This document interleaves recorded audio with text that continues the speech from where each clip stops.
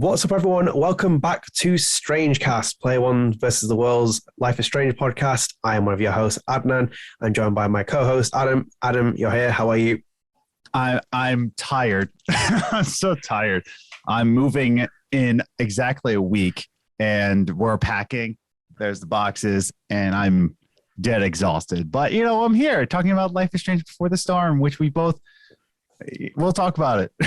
we will talk about it. There's it feels weird that we're like beyond the halfway point in February, and we're sitting here doing the second part of this. So obviously, like we said many times on StrangeCast, that the idea was to do a two-part podcast. So we did the first episode, and then we're going to do this Before the Storm, part of the Remastered Collection.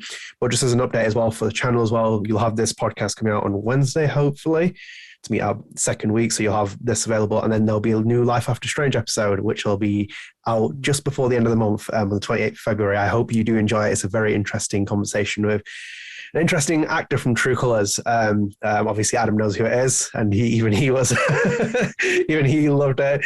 But yeah, great episode. So you will get one before at the end of this month. I know it's been almost 2 months since this one dropped, so you will get a new episode. So do not worry about that. There's plenty of content. And we'll obviously move on to this, which is going to be our review episode, Spoilercast for Before the Storm Remastered. So before we kind of like dig into this, I kind of want to go to the blog post, Adam, for Life Is Strange. Obviously, we've talked about how much of a mess the first Life Is Strange Remastered is. And obviously, Enix on my end. Well, yeah. Well, yeah, you had issues in between it. It seems like being played on both sides, but they have released a patch which is active now for today, which includes Before the Storm. So Josh Elkington, who's the global community manager for Life Is Strange, released patch plans on the website. So I'll just run you through a couple of these. So, rollout due to begin on release platforms week commencing 21st of February. There's already a patch that's been released as well, so remember that. So this patch, which is working towards patch A, all release platforms on Before the Storm, you get missing character accessory texture fix, zombie crypt outfit selection, and all outfits geometry improvements, character facial animation improvements, UI subtitle and functionality improvements, updated credits, which I imagine we'll see Ashley Birch's name spelled right this time around, an updated epilogue.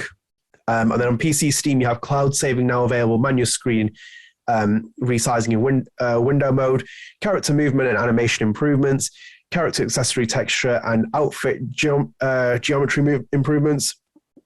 PlayStation has crash and stability fixes, UI game launch and loading screen improvement and fixes, protection and stability improvements to save data, texture improvements and sunlight visibility fixes. That's across PS4 and PS5. And then there's this stuff on Stadia. I'm not even bother with Stadia. And obviously, adding on top of that, the first Life Is Strange Remastered has got patches as well on here, which includes facial animation improvements, lighting fixes, further audio, including UI audio and subtitle fixes. God, it only took a couple of weeks for that to actually happen, but yeah, we finally have a patch for it. UI localization, UI highlight text and menu improvement, character bio and journal, UI improvements, outline effect improvements, tutorial implementation fixes, credit fixes. The credit fixes are happening. Game world transition, interactivity and loading screen improvements, keyboard and mouse detectability fixes, and then there's various on PC and PlayStation. I'm not going to go through all of them because I feel like you can get really bored. It's just there's a list here. Why? Why is there so many things to fix about a remaster? It's just... There's a list here, and then it also goes into patch B, which is due out in early March, and that runs into Life Is Strange Remastered. That also runs into Before the Storm. I'm not going to read it all out because you can get really bored and you probably turn off from our podcast. We don't really want that. But yeah, that's just a reflection of what we've seen so far. And adding on top of that as well, I mentioned in the last episode, Metacritic had 0 reviews for Remastered Collection. On the PC page, it currently has 4 critic reviews submitted. There are 1 or 2 miscellaneous reviews submitted to the extra pages. But on the PC page, we do have a 4 critic score submitted, which is at 72% at this point. The highest is from Dexerto, which gives it an 85. I don't know what they were playing on. Level Up, Xbox, probably, yeah. Level Up gives it 79. Cog Connected gives it 65, and IGN Adria gave it 60. So that is for IGN. That's kind of crazy. Yeah, that's one of their sub. I don't know which.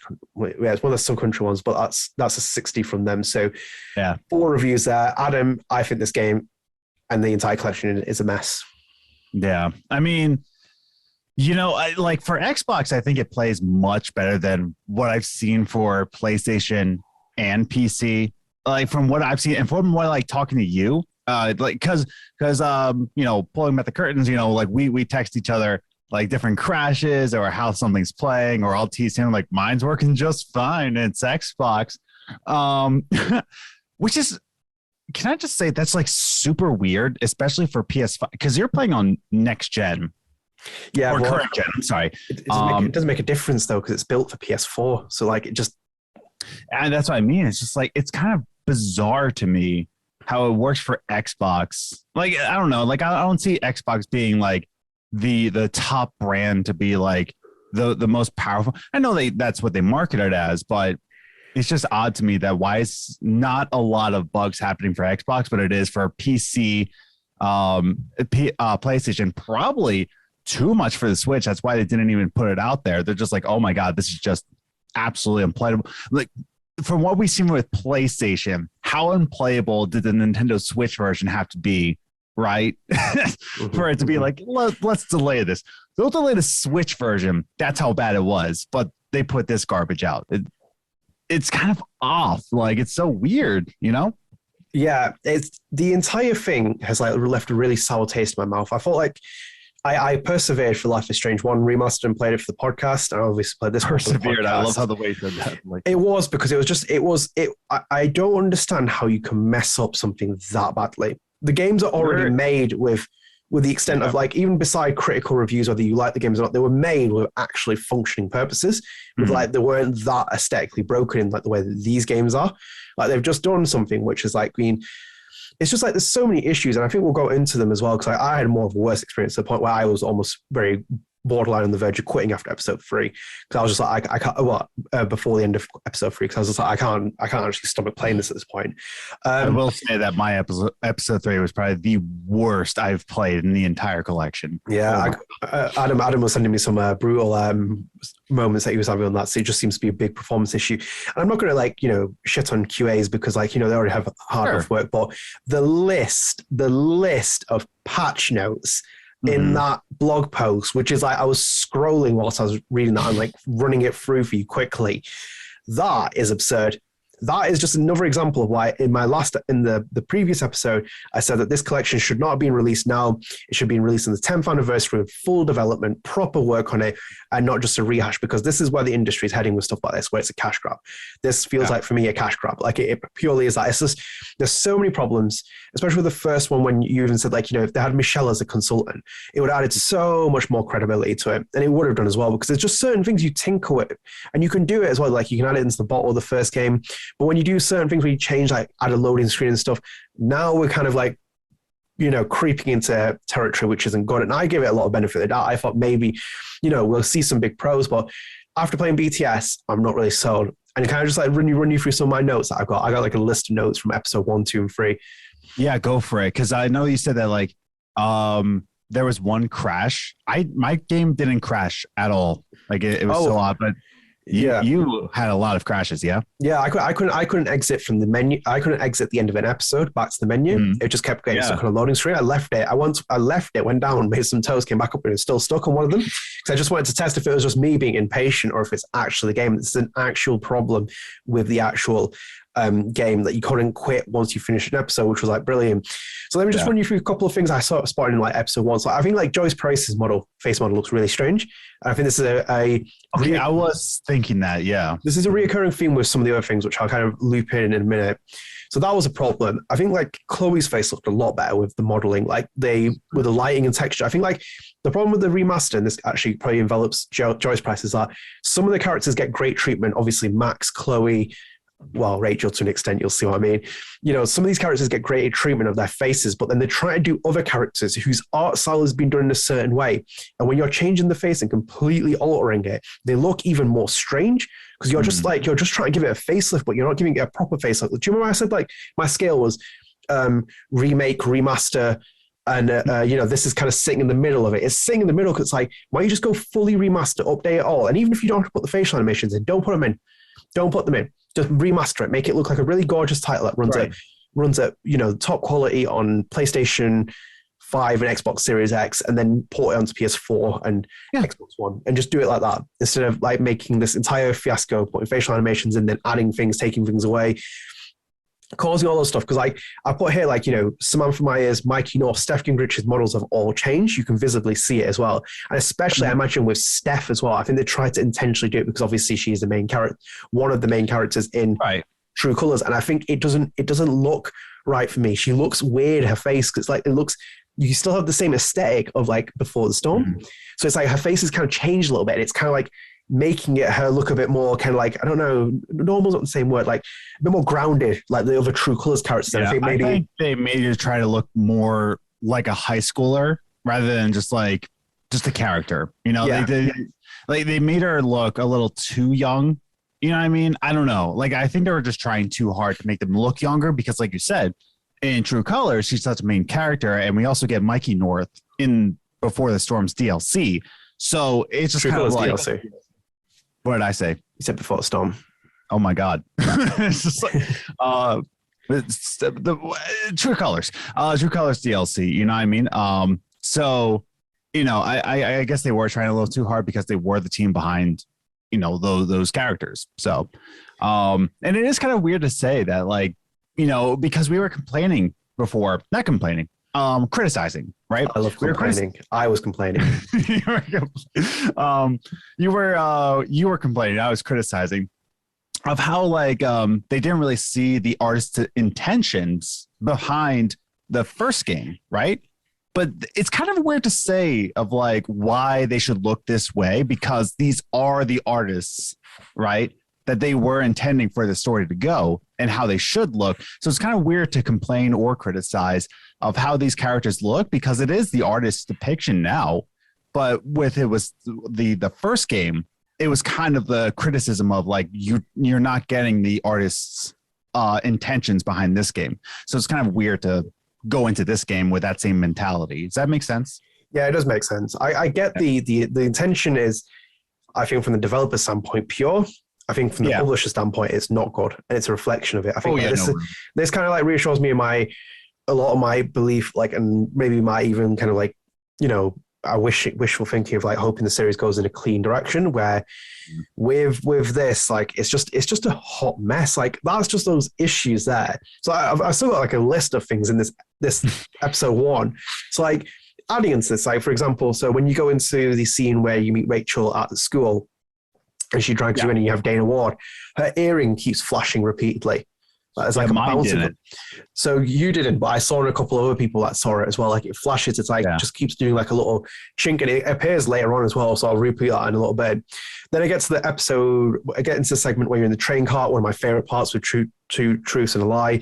That is ruined because at some point, Rihanna DeVries' line where it's great to take a stand line just before she sits down in front of Rachel. That keeps playing over all the scenes. So literally all the entire train scene, it's playing over. So it's playing over dialogue that's repeating and just going through anyway. So I couldn't hear any of it. So I was just kind of sitting back like, right. And even when I had the moment when they put the earphones in, I had to skip that because I was like, I can't sit there and just like listen to her keep saying the same line. It's driving me nuts. So I want to find your video just so like the audience can hear, not just like my response, but saying like PlayStation sucks. Because like it didn't happen for me, but I was like, yo, that is so bizarre. Yep. Okay. Nope. That's just my response. So whilst he looks flat, like that was an example of one of the issues, and that like it is an entire. Oh, here we go.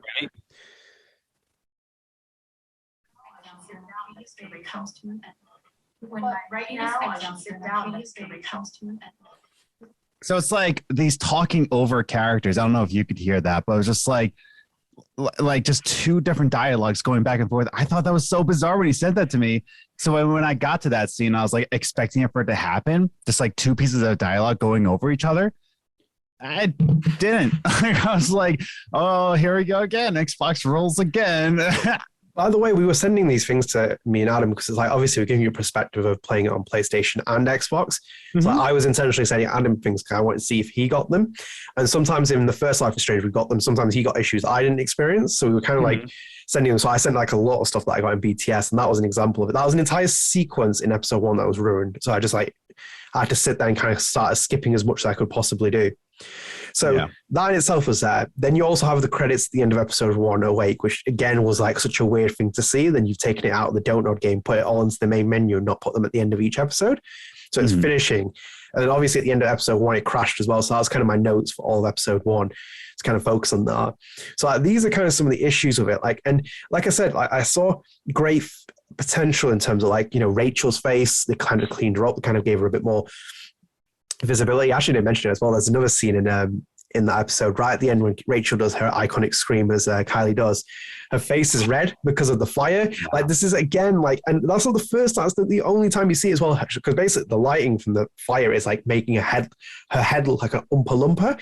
And it's like you sit. I was sitting there like rubbing my. I posted it on Twitter. If you want to watch it, I actually tagged Kylie and not realizing even. But like Rachel Lambert is orange in that, and I'm just like, what is even going on here? It's like, why is this an issue? It's like, why any game I play, I'm playing Horizon at the minute. So obviously, like I moved on from Life is Strange, and obviously Horizon has the wonderfully talented Ashley Birch there, which in itself so it's great. E. Yeah, with no E as well, no Ashley Birch with E in that. But like with Horizon, there's Bug going to be in that. It's a massive game. It's a massive game. So like, fair enough. I'm not one of those people who thinks I've ever played a video game about a bug, but this is so riddled with bugs, this one and the collection. And then you see the reflective of the review scores. Then you see like what Michelle said in the tweets and like on Twitter when we were talking about it. There's just so many issues. And like, as I said, like from the main takeaway I enjoyed from the first episode, seeing that some of the scenes, Chloe looks great, her face, animations, the visuals, and so even Rachel to an extent as well, the facial animation, like kind of like the textures and stuff. But then the other problem is, and I think you mentioned it in the episode we did prior to this, where you said like Pompidou, when you look at him and he just looks like he not received the treatment whilst the other characters have. And this is the problem. Like you basically look at Chloe and she looks great, but then you look at Joyce and she doesn't look great. Then you look at Steph and it's like, and you look at Samantha Myers, it's like, and you're kind of like looking at other characters and you look at the visual, the background, not everything is touched up. So basically you have like standout moments of like great, and you see in the first Life is Strange Remastered, like there's like certain things that are really like brought to life, and then other things that are just like, well, they were kind of like just almost ignored. Yeah. Or not necessarily ignored, weren't just given the same treatment or could not get the same treatment out of them. It definitely felt like an off remaster, because like all I kept thinking in my head was that I want to replay the original, right? The unremastered Before the Storm, because I'm just like, I don't know, these look pretty similar to the first one, but I might be remembering wrong. Because you know how you play a remaster game and it's just like, it's when you play a remaster game, it's like, oh, this is how I remember it. You go back to the original, like, oh my God, like nostalgia glasses made me think. But this was the first remaster that I actually played. I'm like, I think I'm going to go back to the first one. And I feel like that one looks better. You know what I mean? Like it felt more polished than the remaster from the same team. You know, this isn't like, because there are some remasters out there that it's actually delivered to a remaster, like people. Like there's actual companies out there that do remasters. Trying to think of the big one that Blue Point. Thank you. Blue Point is there's actually remaster companies, but this is like Deck Nine's game being remastered by Deck Nine. So it's just so weird how like the first game felt so polished, and this one, polished more than this. Let's okay, but like it's polished, but then you go to a remaster where you polish it even further, and it's worse. You know, and I know there's like people in the comments who are probably just saying like, "Oh, you don't understand game development." Blah, blah, blah. I don't, obviously, but like, I don't know, how do you screw that up? Like, you're professional. You're right, because you're basically taking a fixed game and then breaking it. And like that's the problem with it. Like, if anyone said to me, "Should I play these?" I'd be like, wait for them to drop to like about $10 on the store, then pick them up. and just pick them up if you're going to play for the trophies or you want to see like little subtle changes on like the faces. Otherwise, just play the originals, because both the originals, whether you like Before the Storm or Life is Strange 1, look far better, play far better, and they just seem to be kind of the quote unquote experience you should always go for as well. And you have every right to criticize something like this, because even from a game developer's perspective, to put something like this out on the market in the state that it's in, with the amount of patches that it needs, like even I told you, like I said repeatedly, I was playing these. And I really enjoy BTS. I really enjoy it. Like, and I know people don't like it, but I really enjoy it, and especially obviously the daughter soundtrack and all the great parts that, you know, some of the beats that hit in BTS are great. But then I'm sitting there waiting to play Horizon to come out, and I was playing it last Monday before obviously we were recording the following Monday. I was playing then each episode, and I was like, I'm waiting for Horizon to come out, which looks great, and I'm playing this game, which is just a steaming pile of a mess. And it's like, what is going on here? It's kind of like going to like, so just like kind of point out to some other things, like episode 2. So obviously, I think like you saw the thing about Skip's eyes being quite googly. Yeah, even mine was googly. I was expecting the Xbox version to be like, oh, it's not that bad. Oh no, even Xbox's version, Skip's eyes was skipping around. Yeah, this is just straight outside the segment when you leave Prince Wales' office, like just straight after episode 2. And Skip talks to you, and he's like googly, like his eyes are kind of like rolling back and stuff. What are you talking about, Chloe? Yeah, it's so weird to see that. And it's just like, that's weird. And then in that as well, like that scene again during the lighting thing that I told you about, like, and again with Rachel Amber, she's wearing all this kind of like jewelry, and same with Victoria Chase, like all the costumes in the Tempest. Just before like, the main Tempest sequence, there's like light bouncing off it, and you can see it's visible, like, and it's like flashing. Did it happen to you? Yeah. Oof. Ouch. So it happened just before Tempest. So like the Tempest was actually intact. Like nothing I saw of a really issue in that, which was probably the most reassuring thing, because that's probably is up there for me as one of the greatest scenes in the entire series. That's not even done by done by Dontnod, but like it's a great scene from the Tempest. And then actually the main issue was where the game crashed twice for me. So I was in the Amber House setting the table with Chloe, and it crashed twice in there. So it crashed once when I was doing it, so I had to repeat a part of it, and then it did it again. So at this point my frustration was really growing. So they were just like a couple of niggly issues. There were obviously little issues with like other characters I was seeing, and I kind of mentioned it because like even Nathan looks a little bit, I don't know, I feel like they've that's a little, again, like I can see the similarities. Like, do you know when they did that blog post with all the characters like Jefferson, Nathan Prescott, all these, and they're showing the changes. Some of the characters like, yeah, okay, maybe. And other times it was like, doesn't really look much better. And it kind of almost like worse. It's like, I don't really know what you're selling me on here. I feel like you're changing too much, like unnecessary things. It should have just been, let's take these games, up the resolution, right? Kind of like get it as clean as possible, put them on the new consoles, then put them back onto the last consoles. Because like I've said this repeatedly, why are we playing remasters on the same console? They're on the same, but they were built for these platforms. Like Michelle said, with Life is Strange 1, they intentionally focused to get that loading screen at the beginning of the first game eliminated from the PS3 version. They were mainly focusing on that PS4, Xbox, all those versions. But they went back into past gen and made sure they could try and fit that in, and they made it work. And performance is the key on this. Like you take if you're going to sacrifice fidelity at that point to kind of like get a great transition and kind of like your potent story moment as well, rather than focusing on graphics.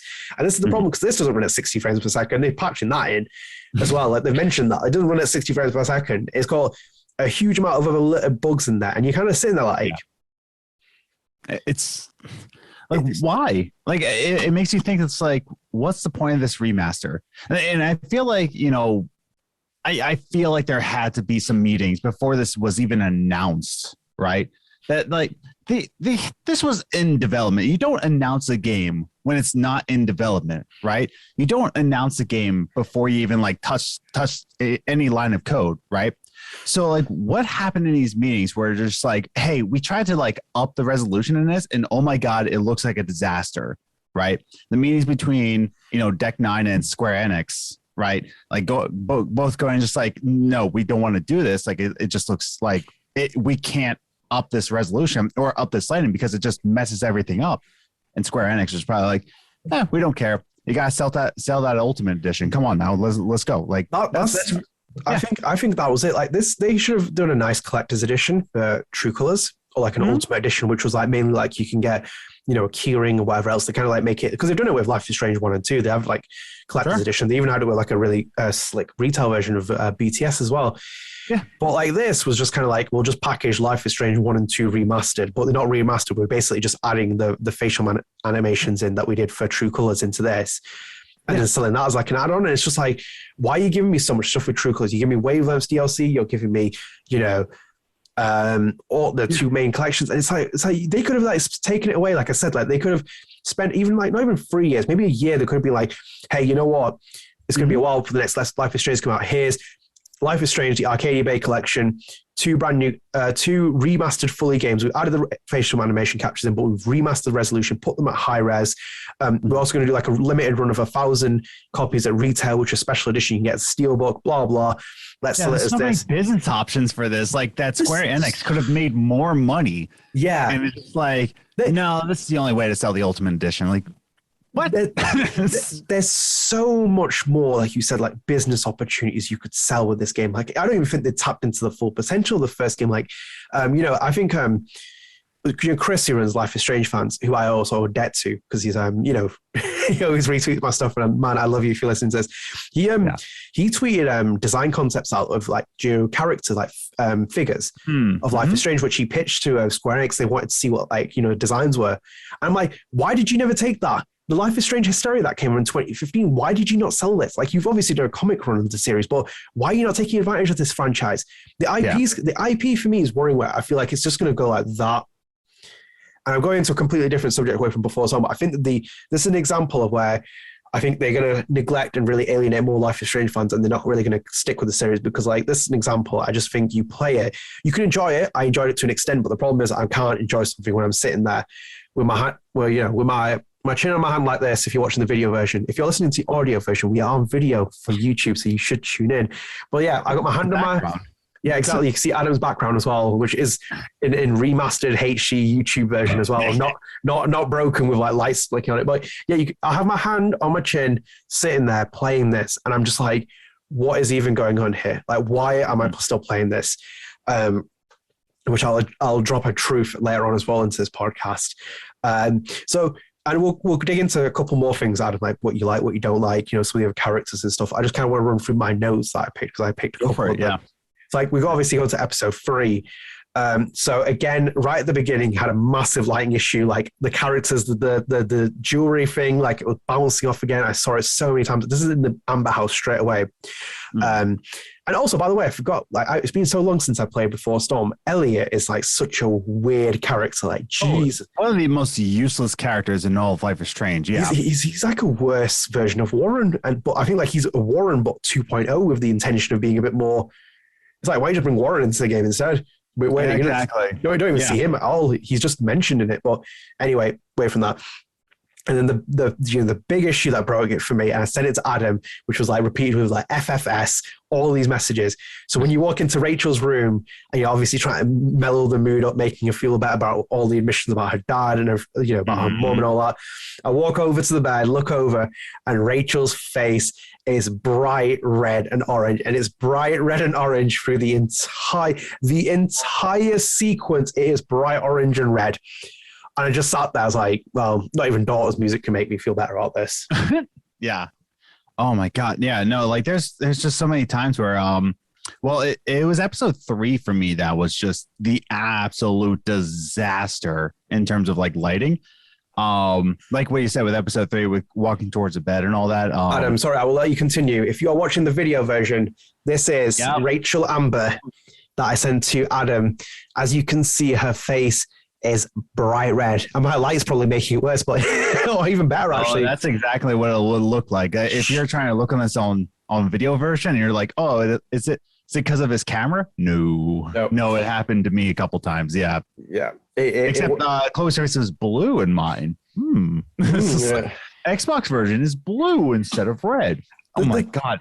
There's actually one more thing I thought of just now as well, which kind of sums up the Remastered Collection, but I'll let you continue where you're off to. I just wanted to show people the picture of it.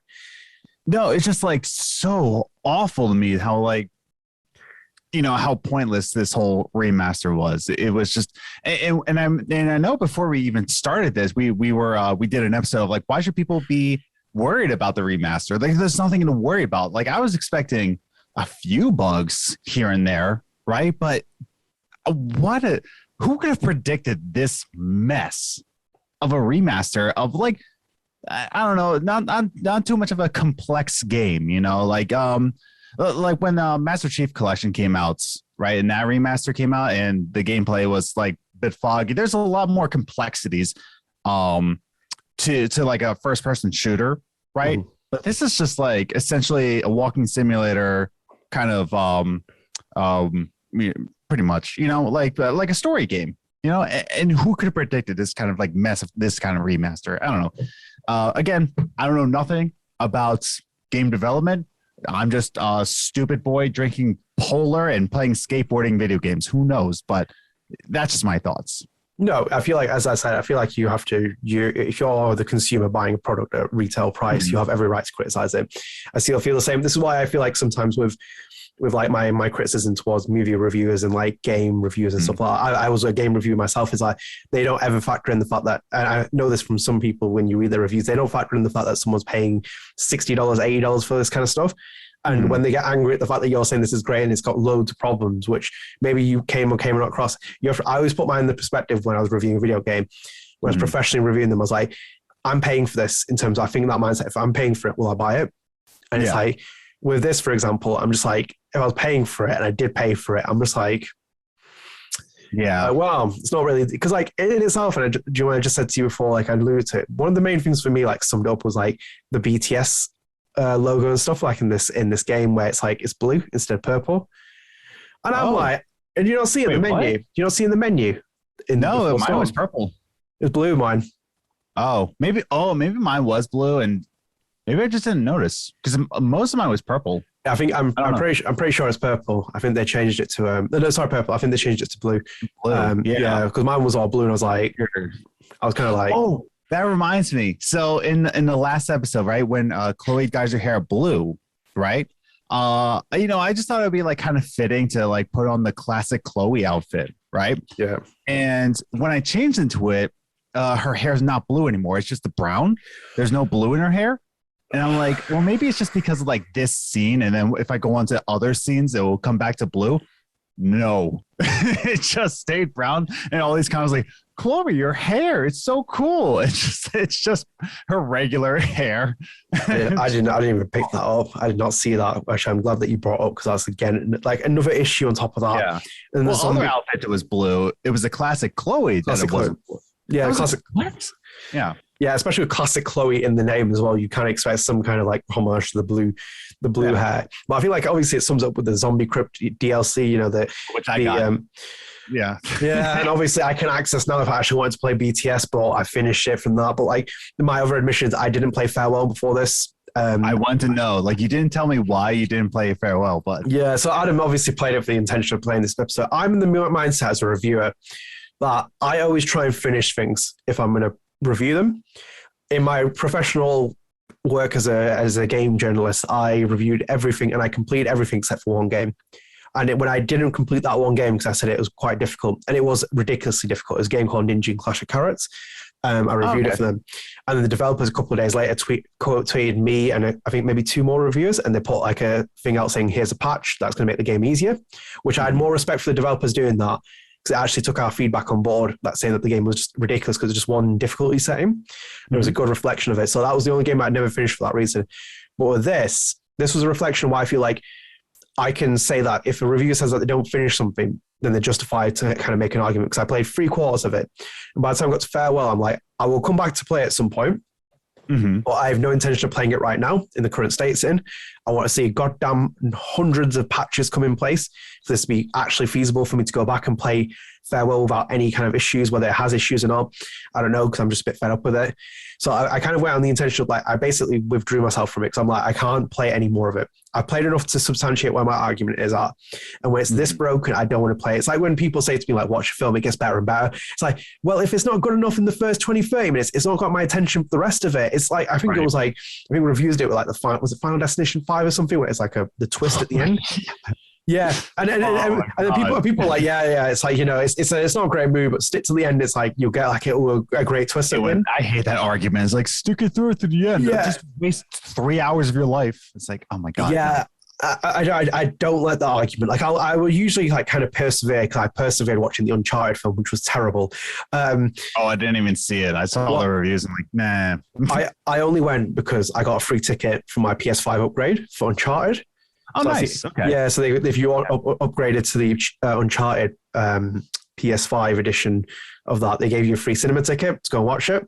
So I went with the intention of that, and I kind of wasted probably like 2 hours of my life as well watching it, because it was ridiculous. It was so bad, and it was so bad for so many issues. I don't like Tom Holland as an actor. I think he's the most overrated actor in Hollywood right now. I think he's not. But he's a Brit. Yeah, he's one of you. Yeah, but he's also a Tottenham fan, so no one likes Tottenham fans either. And a football. Well, we'll come back on Life Is Strange in a minute. I'm just thinking that was an issue. Mark Wahlberg looks more like Nathan Drake than Tom Holland, and then he has no mustache, doesn't look anything like Sully, doesn't have any of the personality of Sully. The Chloe Fraser character they brought in was so bland. This game, the first part of the movie had 20 minutes of references to the Uncharted games, which was all right. And then they even had the audacity to include the plane graphic of it flying almost like Indiana Jones style. And it's like, no, you do not take George Lucas's work there or Steven Spielberg's and add it to your own, because we know where Nathan Drake drew a lot of inspiration from Lara Croft and Indiana Jones, but you do not take that graphic because it does not belong in your film, and you're basically just there's so many issues. Did I hear that Sully was on Tinder in the movie? Is that a scene that Sully is Yes. They mentioned they mentioned something about Tinder, and it's so awkward and weird. It's almost like Tom Holland doing like Ryan Reynolds humor outside of Deadpool. It's like no. It's like, we're not doing that. So let me bring it back onto the point with Life Is Strange. This is an example where, like, obviously I could have walked out of that cinema any time I Uncharted. I just basically stayed there because it's free. I would have walked out if I was paying for it. And this is an example of like BTS, because when I got to episode 3, got to farewell, I'm like, I'm not playing it. I have no intention of playing it. It's probably even more better to play, because obviously it's got Hannah Tell, Ashley Burge, it's got Joe Ockman back, it's got all the main characters back from there to do all that stuff. I literally had no issues. Like, I'm actually saying this right now, 0 bugs that I saw anyway from the farewell episode. I don't know why, because episode 3 was just such a disaster on my end. Like, it was so. I even tweeted about where David puts on the photograph, and it's like, this is my friend. And it's just like this little patch of light. And it's just like, oh, this is such a powerful scene. And it's just like this beam of light coming up. It's like, wait, Chloe, here you go. This flashlight on a card is my friend. I'm like, oh my God, dude. You couldn't even get that right. But I remember you tagging me. I completely forgot about that. This is, I mean, like it's like that in itself, Adam, is a conversation about like we forget things that we've actually sent to each other. Like I've already sent you more stuff in the chat that I've not actually included in my show notes. And it's just we talk to each other more than we ever have before. Just from the bugs and there's always bugs and glitches in games. Sure. Like I'm sure at Horizon Forbidden West, there might be like a little like twitch here and there. No game's perfect. But like the amount of stuff that we talked about in terms of like, oh my God, this is taking me out of the story kind of glitches. It's phenomenal. Like it's something that I never would have predicted on terms of like a remaster of Life Is Strange. There's more bugs in the remasters than the original games. I probably experienced very little, if any, of like major bugs in the first Life Is Strange and BTS. In this, it's just like littered through the entire game. Even the first one for me, like some audio was just clipped out of scenes, like just no audio, and I'm like, oh, okay. It's like it's a reflection of the industry, like I'm not going to make the argument where you say where it's like I'm not a game developer, I don't know like all this kind of stuff, and all the hard work, but it's a kind of like a trend with the industry, for example, putting out stuff that isn't completely fixed at certain points. And I'm not talking about everything, but some games. And then they just roll out a Steam day one patch, or they roll out a day one patch for like other consoles. And like, for example, like just little things like from episode 2 to 5 in the first Life is Strange not having any subtitle audio, dialogue there. But then obviously it works in BTS. I think funnily enough, I'm going to actually say you were right in our pre-episode for the Remastered Collection, which is, I think they did better work on Before the Storm. Then it looks stunning. It looks stunning. Oh my god. Yeah, no, it did look better than the first game, which is what I said. Now, the argument could be said is that it is a later developed game, right? So it already looked better from the start, right? That's like saying a remaster from I don't know, just off the top of my head, a remaster from a 2015 game is going to look worse than a 2017 game. BTS came out in 2017, yeah? 17, yeah. Yeah. So like it's a 2-year difference, right? So there's that argument, but I don't know. There are some things where I was just like, this looks a little better, like a little bit more work put into it, including, I don't know, putting in credits, that kind of work. So it's called me crazy, but that was weird. Yeah. Yeah. It's just, I just don't like, what I don't get is like, obviously I don't know what Deck 9 did. And I don't know what Square Enix did. So obviously it's like, I don't know, the credit decision of the first game was a Square Enix decision, whether it was a decision from the Deck 9 team. I don't really know where these decisions came from. So it's not really reflective on on what we know as fans. Like there's not enough transparency there with the brand, like what they're doing with it. They don't have to be upfront with everything, but you kind of want an idea of certain things. So like that's like an issue in itself. And then when you play like I feel like for me, when I loaded up Before Storm, and it might seem like such a minor thing to people listening, or like anyone who tunes in, but like for me, just seeing them change the color of like BTS's logo and stuff, I was just like, is there any need? It's like, the game is 5 years old. It's like all your. Oh my god, you're right. Dude, like it's 2020 hit. I'm like, I don't know how much time passes. Like, I still think it's 2020. I feel like everyone's stuck in 2020, but like it's 5 years old. All your marketing was done in the purple. Like I don't know what your significance was moving to blue. Maybe they wanted to associate with Chloe a bit more, or kind of like I think like the Raven scene in like the bathroom is like blue and stuff. They probably like had some reason for it, but it just was such a minute issue. I was like, why is this even change? And then you load up the game, and there's just like issue after issue. Like I said, I really liked some of the characters, especially like Chloe from being BTS looked better in terms of the facial animations, and I think they just cleaned her up more physically well. And I think the same with Rachel, aside from obviously when she went red-faced for like a lot of the points. But even Frank didn't look that all different. He looked weird. Yeah. I thought he looked really weird in that. Yeah, I'm probably gonna reinstall the original. I deleted the first 2 just to save myself some hard drive space. You know what I mean? Like I deleted the first 2 because I'm like, I got the remaster, but now I need to reinstall the first Before the Storm, and I'm like, I kind of want to replay it from the original title because I'm like, I feel like some characters look worse. It's just weird. Like I don't understand how that happens. I feel like they intentionally went for a different look of Frank. Because obviously it's like I think they even like stripped him down a bit to make him like less assertive, like he's in the first Life Is Strange. Yeah. And kind of like just made him like look that kind of like skinny guy who's involved with the gangs, and like his face isn't that cleaned up. But like it's just you look at him and it's like, as I said, like he looks a bit weird. Then Dave Madsen looks a bit weird, and it's like it's just time scales as well. Like you just look at the characters and I'm like. It's just you went too much, and you basically to kind of sorry, speaking of audio clipping out, okay, so you remember so like Chloe dyes her hair, she's going downstairs, she's trying to find David's toolbox, or her dad's toolbox, right, in the garage. And it's David and Joyce dancing, right, because they have music on. There's no music in mine. It's just like, is that music? And there's nothing playing. And so like, you're sitting on the stairs just watching them dance and listening to music, but there's no music. So you just hear their footsteps dancing. And it's just like this awkward scene. I'm like, oh my God, can't even do this right. Holy crap. I wish I recorded it, but I didn't. Yeah. No, like that's there's a difference between having funny moments, like obviously the T-pose, and that even came back in the Remastered Collection. And you have the T-pose in True Colors. Did you ever get any T-poses? Never. No, never. Yeah, I didn't get mine. No, surprisingly, never got a T-pose, but they're quite funny. Like you can kind of fix those, you can work around them. Like that's not an issue. But when you have scenes like that, and you kind of just sitting there, like. And you just like, as I said, I would, if someone said to me, should I buy the Remastered Collection? I'd be like, no, do not buy it. And I was saying about almost anything. I'm like, go play the original O's first, see what the intention is, even before remasters, because like they do change things, and even upgraded resolutions as well. Like I feel like you should always go back and see what the original tells you first, and see like from that, and then go. And obviously, a bit more different from remake to you know, from a remaster. I feel like you should go back and play it.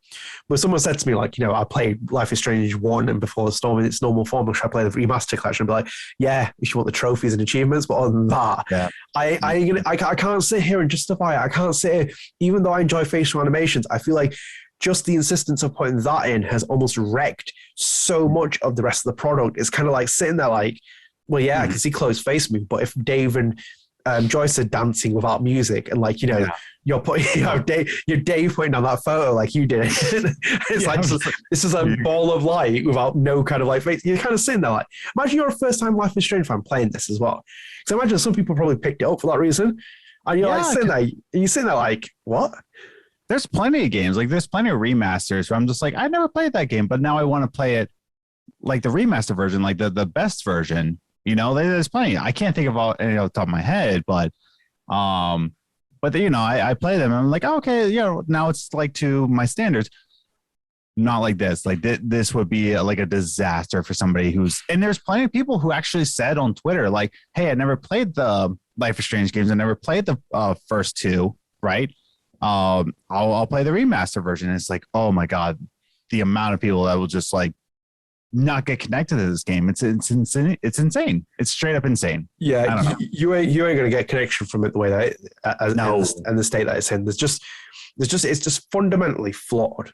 And I feel like I'm just like being like absolutely because I just can't sit here to you and be like, oh, this is a great thing, this is a great feature. Because like the more after I played the first Life is Strange Remastered and then went to BTS, I was spotting more where it's like this aesthetic looks really nice, like Chloe's face, right. But in the background, visuals aren't like loading in properly. They don't look that clean. Like Arcadia the Bay in the background doesn't look clean. Like you switch the camera from like Chloe to Steph and you look at Steph's face, it's like, well, you're really trying here to make Steph look a bit more, you know, True Colors-esque, kind of like put a bit more features in her, kind of like make her, you know, a bit more grounded in that universe. But you never did it with that intention in the first place with the artwork you did. It's like they look even more generic. I think like Samantha Maya looks even more generic than she already was. Right. And it's like, you're saying that like, oh God.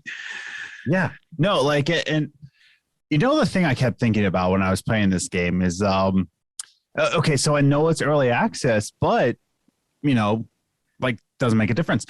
So right now I'm currently like obsessed with Session, which is going to be an upcoming new skateboarding simulation game, right? It just takes a lot of features from like actual skateboarding, use your thumbsticks, you know, like as your feet, blah, blah, blah. But right now it's currently in early access, right? Until the final release in fall. And I'm playing the early access, and I just played this update that just came to it, and it's still just this very buggy mess. Like my overcrook won't lock in. Sometimes my player will just like fly off the skateboard without any kind of fashion. But it's still tolerable. It's still very tolerable because underneath all those bugs, there's fundamentally a great game in this, and I enjoy my time playing Session, even though sometimes I'll just fly off, or my grinds won't lock, or just like it won't pop or anything, like, and I just won't slip. Like there's some things I'm just like, oh my God, but underneath it's just a very enjoyable game, and it's still in early access. And there's a lot of communication from the team of Session to say, like, here's our roadmap. Here's our updates. Here's what you're going to get in the updates. Here's when the final release is. Here's some pros that we're going to put in, which I was, you know, I'm still very happy that they put in Mark Appleyard into it, but a British person. So nice. But it's all like very communicative and, you know, very much like an enjoyable game. Whereas Before the Storm, let's just say that Before the Storm, the first one was early access, right? We got it. It's early access. And now they've had all these years to improve upon it. And there was no communication about it. We didn't even hear anything about the remaster. Excuse me. Pardon me. Up until like a month before release, right?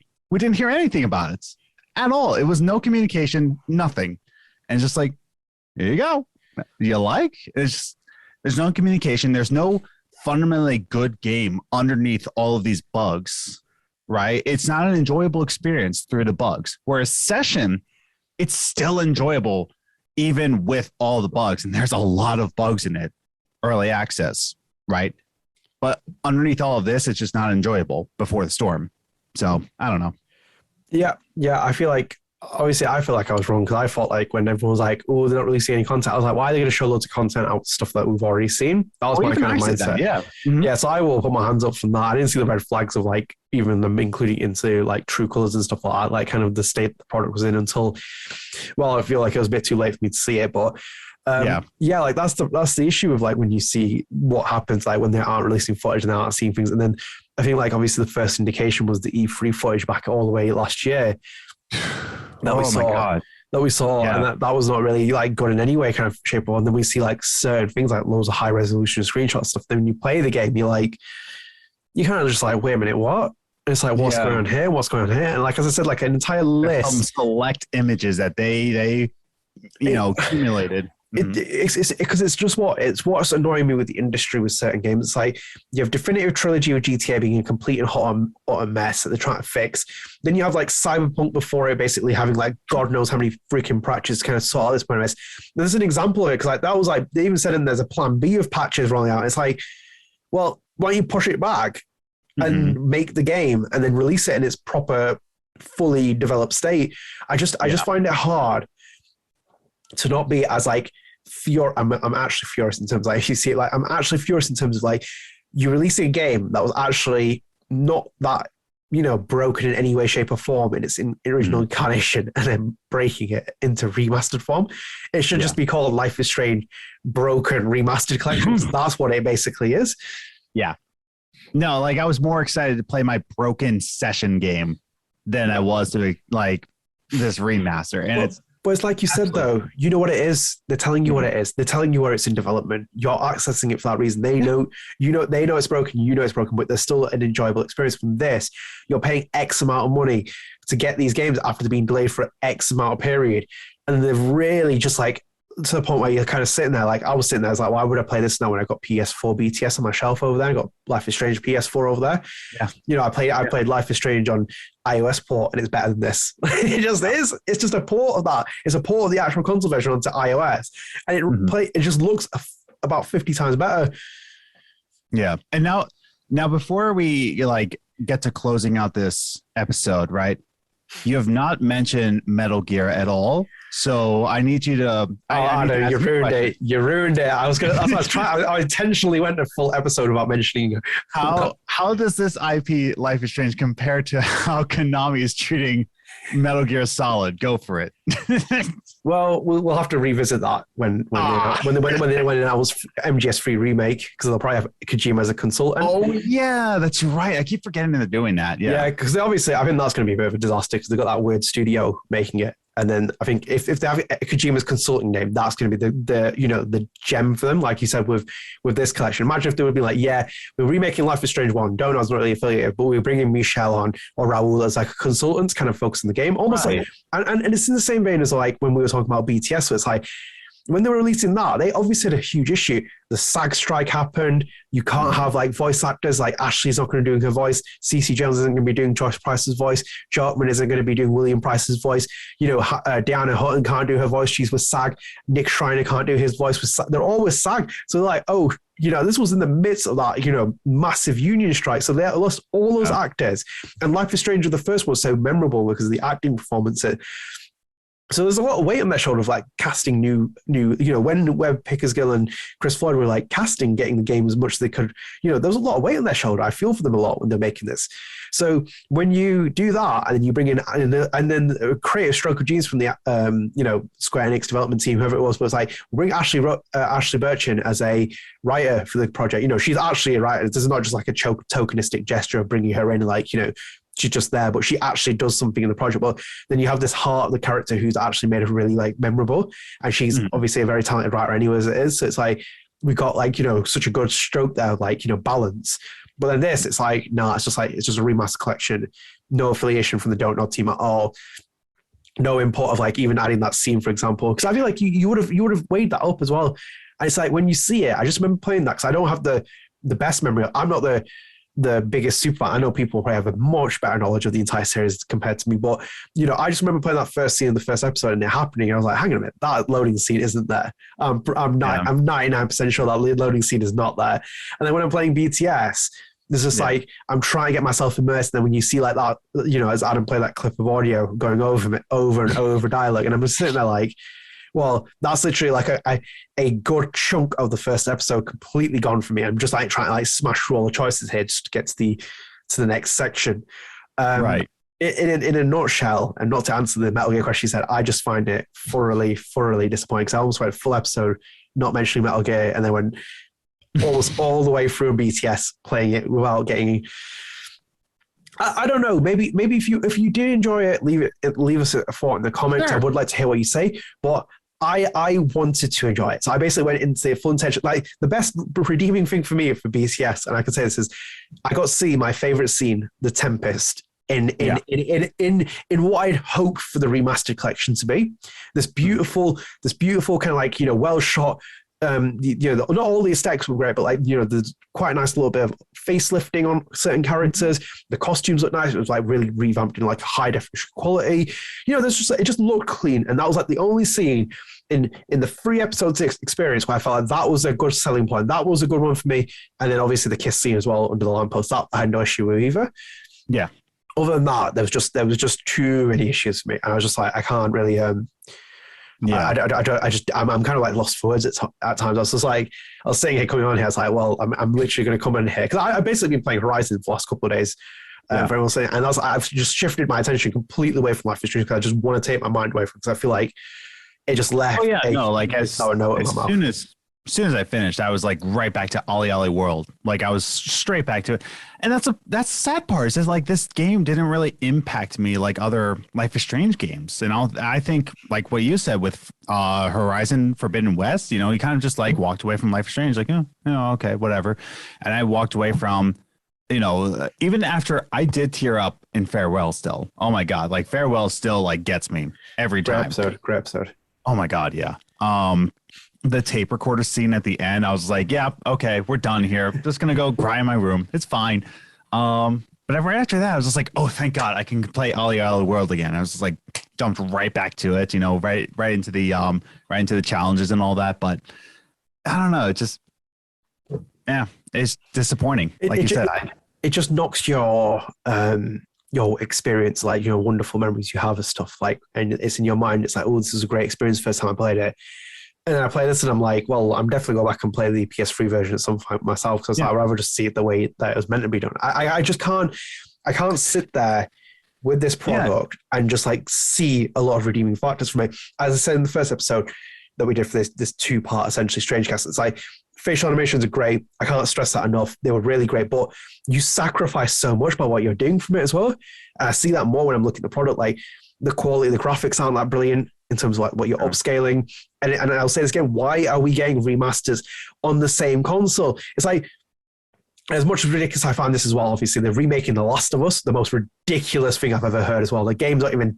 They're not even remastering, right? Because they already did that. Yeah, they already remastered it. They released it on PS3 in 2013. They remastered it for PlayStation 4, and they're remaking it. They're basically remaking it because there's a, you know, is it a HBO series? I think it is. I think it's HBO. Yes, the HBO, yes. Yeah, so they're basically doing a remake because they want to line it up there and try and get more people in. In itself, that game probably could do a remake as well, because it's not that great as well. I'm not really a big fan of Naughty Dog. I think they're really overrated as a studio.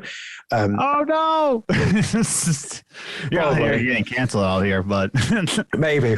I think they're really over it. I think like The Last of Us is like a good 7 or 8 out of 10 for me. Like, that's probably where I stand on it. I played far better things. People like talk about it as like masterful storytelling, and I was like, I would rather play Life Is Strange 1 for the first time again in my entire life with no biases, and that is like a mind-blowing story. Like, the way it's constructed, the way it's done, compared to The Last of Us. The Last of Us is so generic as well. But I'll get away from my Last of Us thing, because I'll probably rattle someone from it. But in terms of like the experience, like, you're playing something for the first time, just I have to stress as well, I mentioned in the podcast, imagine you're playing this for the first time. Your magic isn't going to be there for the game. Like, not a chance. Yeah. Well, it's like, even when you play a remaster, like, it should be, you know, like a whole new like burst of energy. Like, and I mention this at least every 2 episodes, but the Tony Hawk Pro Skater 1 and 2 remaster, right? Like, I was expecting that to be like, it's going to be fine, but it just took me right back into middle school, into like elementary school. I'm like, oh my God, I'm back. And I just like played it for hours, because like it revitalized my love for the series of Tony Hawk games, you know, or even like the Resident Evil 2 remake, right? It just kind of revitalized of like what you loved about the first Resident Evil 2 and how impactful it was. Resident Evil 3 remake, it was fine. Yeah, But like, I think I lost. From what I've heard, I need to play that myself. But from what I've heard from a hardcore Resident Evil fan, it's not. It's fine. Not like the Resident Evil 2, but like that's my point though. Is that like it kind of revitalizes like your love for the series and your love for the first game, because it's just like, oh my god, this is exactly what I remember. But now it is, it is what it is. But this one is just. It didn't revitalize my love for the series. It just kind of like left me wanting to go play Ollie Ollie World. You know, it left you wanting to play Horizon Forbidden West. You know, it left you wanting to replay the first games and forget that there's a remaster. That's the sad part about this. And adding on to that, because this is going to be my final point. Yeah. And I'm going to mention now because you've mentioned it.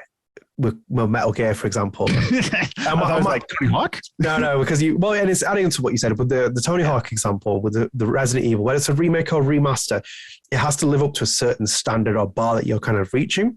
Yeah. And like for me, the Metal Gear stuff over that, I got the original ones on PS2 and Xbox ones, even the copies I got there. And I've got next to it the Blue Point games that they remastered.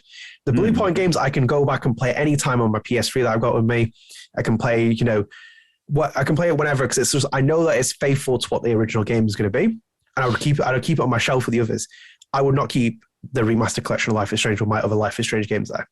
That's where I stand on it. I just think like they don't deserve a place on them, and unless it gets radically patched within like the next couple of months and stuff, all the fixes, like there's so many fixes, like in itself, like I'm giving you lists of like things that I spotted, and then there's things that Adam spotted, and obviously we're not even playing it from a PC perspective, so there's probably even more people that we know who have actually got like more issues. And again, who knows how the Switch version played? Like they had to like straight up scrap it, like delay it. I mean, like they just like, oh well, we'll put out these pieces of garbage, but this one is just horrendous. We can't even. I don't even know if we can like put it on the Switch ever. You know? Yeah, it's so backwards. I don't understand what's going on. But yeah, the Switch version is like in itself, we'll find out with like how the hell that goes. But I feel like that's an end for this episode. Obviously, I feel like it's a bit different from the Dontnod one. So obviously, I feel like it was because it was a different studio handling the Dontnod thing, and obviously we had a lot of the stuff that Michel had his interesting insights given on that. Well, this was kind of like almost like it was basically a supplement, wasn't it? So the first episode, kind of like not discredit BTS, but like kind of give you a full perspective on it. And I feel like the feeling is quite clear. So yeah, I hope you enjoyed listening to this. If you did, please leave us a like, subscribe, and comment on YouTube. It really helps. And obviously, if you're on the podcast services that we're on, we're actually on Google Podcast now, so I've added another one. I'll keep adding more as we go on. But please do leave us a subscribe, like on there as well. Like, it helps with algorithms. And obviously do remember as well, there'll be a new Life After Strange episode coming out on the 28th of February. I'll be announcing on this Friday coming who's going to be the guest on there. So I hope you're excited for that. Me. I'm the guest.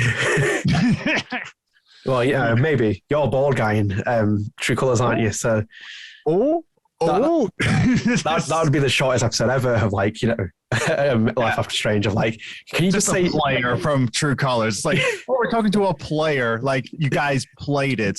What you think? It was okay. But yeah, it is an actual actor. Don't worry, it's not Adam. So yeah. Thank you for listening. Please leave us your thoughts in the comments. Did you enjoy BTS? Let us know your full impressions as well of the Remastered Collection. Is it worth it? Is it cash grab? Wherever you feel. But yeah, stay tuned. We'll be back in 2 weeks' time with a new episode away from the Remastered Collection. I feel like we've got other topics to talk about, including, obviously, I think the news about an Amazon Life is Strange TV show, which we've kind of kept for the next episode. So we've got more stuff to talk about. But yeah, stay tuned. There'll be more StrangeCast to come very soon. Bye.